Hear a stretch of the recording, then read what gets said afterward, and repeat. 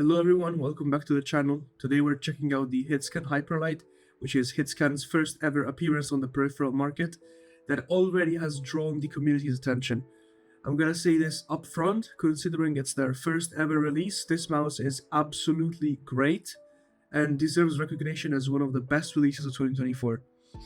Before we start though, I need to tell you that this mouse was sent to me by Hitscan for this review, but as usual, all the thoughts and opinions shared in the video are gonna be entirely my own. Starting off with the unboxing experience as usual, the box reminds me a lot of the Final Mouse boxes. The product is also packaged more or less in the same way in the box.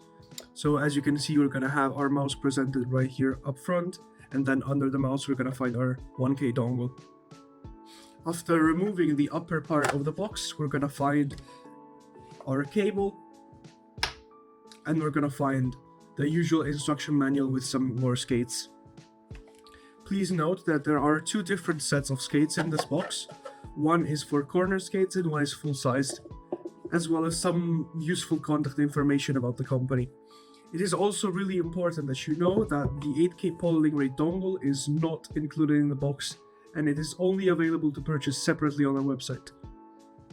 The Hyperlight is advertised with a weight of 39 grams, with my copy coming in at around 40 with skates installed, which perfectly aligns with the 1 gram error reported on the box. Considering that we're dealing with a solid shell mouse with no holes besides the bottom, I think it's a pretty impressive achievement since most people have been asking for a very light solid shell mouse for ages. But now let's talk about what I think is the most important aspect about the Hitscan Hyperlight.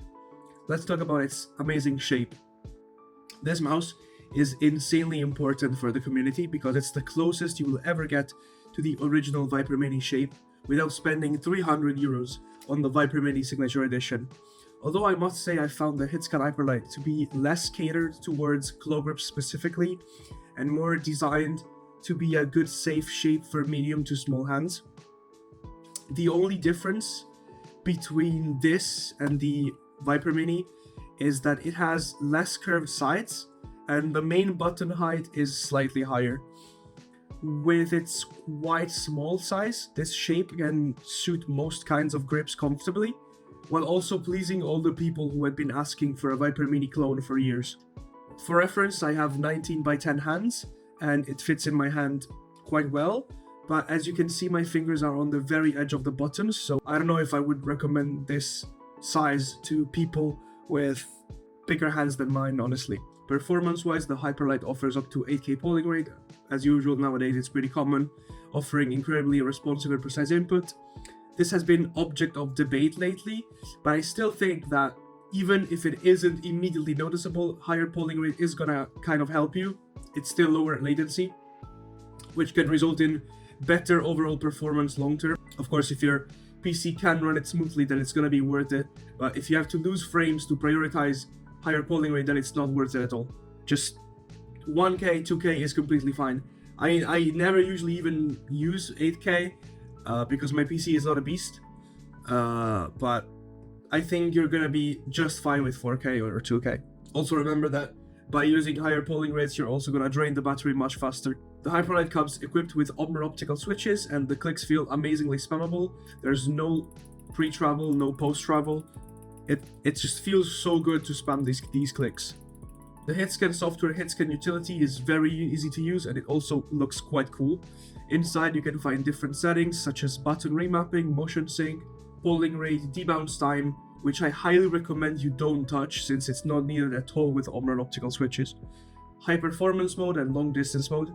These last two specifically, I don't know what they are gonna improve, but since we're always aiming for better performance, precise movements, better signal with the dongle, I would always just keep these two on. In the software, you can also find the option to pair your mouse with the separate 8K dongle, which is a very easy process that will take no more than 30 seconds. The default skates are very good. I've only tried the full-sized ones and they felt amazing to use on both cloth and glass, although I would say they felt slightly better on cloth. I think they're on the faster end of market stock skates. Definitely slower than Lanzu stock skates, but definitely faster than Razer stock skates, for example. Now let's talk about price point. So the Hitscan Hyperlight comes in at $90, with the separate 8K dongle costing around $25. I would say this is a very fair and competitive price in nowadays market, where most modern mice have broken through the $100 barrier. Overall, the Hitscan Hyperlight is an impressive debut, combining a lightweight design, excellent performance, a community-favored shape, and a really competitive price. Its amazing responsiveness allows us to achieve precise gameplay, though the optional dongle could be a small drawback for some, but still, at $90 it's a solid choice for all the players who want top-tier features without breaking the bank.